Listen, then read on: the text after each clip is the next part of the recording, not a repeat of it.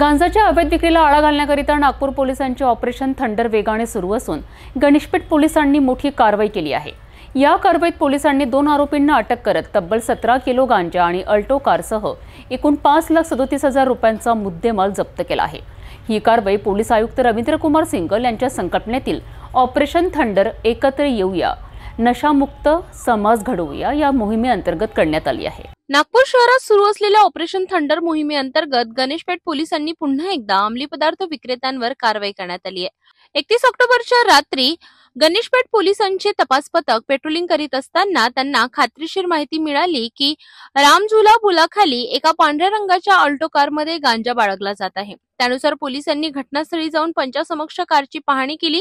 कारमध्ये एक महिला आणि एक पुरुष दिसून आले। तपासात त्यांची नावे नरसिंगराव शामराव देशमुख वय वर्ष 42 आणि किरण निलेश देशमुख वय वर्ष 34 अशी समोर आली आहेत। दोघेही मध्य प्रदेशातील बैतूल जिल्ह्यातील रहिवासी असल्याचे निष्पन्न झाले आहेत। कारची झडती घेतली असता 4 कापडी पिशव्यांमध्ये एकूण 17 किलो 33 ग्राम गांजा मिळालाय। आरोपींनी चौकशीत सांगितले की हा गांजा ते बैतूल येथील आकाश बजाज आणि अजय पवार या साथीदारांसह नागपूरमध्ये विक्रीसाठी आणले होते।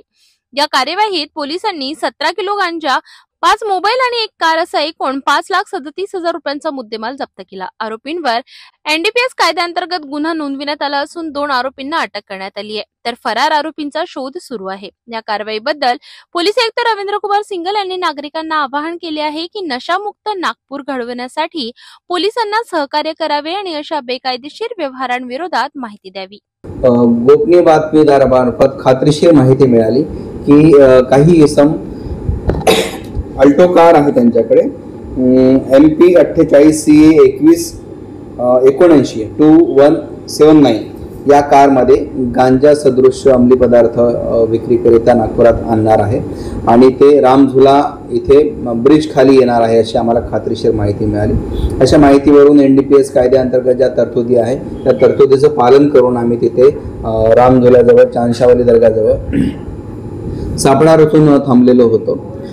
तिथे नमूद क्रमांकाची कार आल्यानंतर आम्ही ती कार थांबवली आणि त्यांच्याकडे चौकशी केली।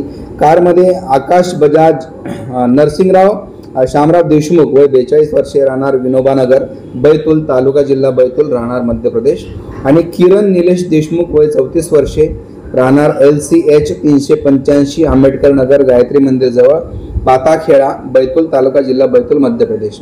एक महिला आणि एक पुरुष असे 2 व्यक्ती त्यामध्ये बसून दिसल्या। आम्ही ती कार थांबवून त्याच्या कारची झडती घेतली 2 पंचासमक्ष आणि NDPS कायद्याच्या सगळ्या तरतुदीचं पालन करून आम्ही त्यांची झडती घेतली। त्यांना विचारपूस केली असता त्यांनी सदर कारमध्ये गांजा आणल्याचं कबूल केलं। घटनास्थळावरच आम्ही त्याचा पंचनामा करून गांजाची मोजदाद केली असता 17 किलो 33 ग्राम गांजा आम्हाला मिळून आलेला आहे। सविस्तर पंचनामा करून आम्ही सदर आरोपीला अटक करून आज रोजी न्यायालयामध्ये हजर केलेला आहे आणि आरोपीचा 3 तारखेपर्यंत PCR मिळालेला आहे। म्हणजे न्यायालयाने आरोपीला 3 तारखेपर्यंत PCR दिलेला आहे। आता तो गांजा नेमका कोणासाठी आणला होता, कुठून आणला होता, इथे कोणाला विकणार होते, याच्यामध्ये अजून किती आरोपी आहेत, तसं यातील आरोपितांनी जे अटक आरोपी आहेत त्यांनी अजून 2 आरोपींची नावं सांगितलेली आम्हाला। आकाश बजाज राहणार विनोबानगर बैतूल आणि अजय पवार राहणार विनोबानगर बैतूल असे 2 आरोपी यामध्ये अजून फरार आहेत। कदाचित ते आसपासच्या परिसरात असतील, पोलिसांनी तात्काळ अटक केली किंवा पकडलं त्याच्यामुळे ते पळून गेले असतील, त्यामुळे ते आम्हाला सापडले नाही। पण आम्ही लवकरच त्यांना अटक करू आणि सदर आरोपी विरुद्ध प्रभावी कारवाई सुद्धा करू।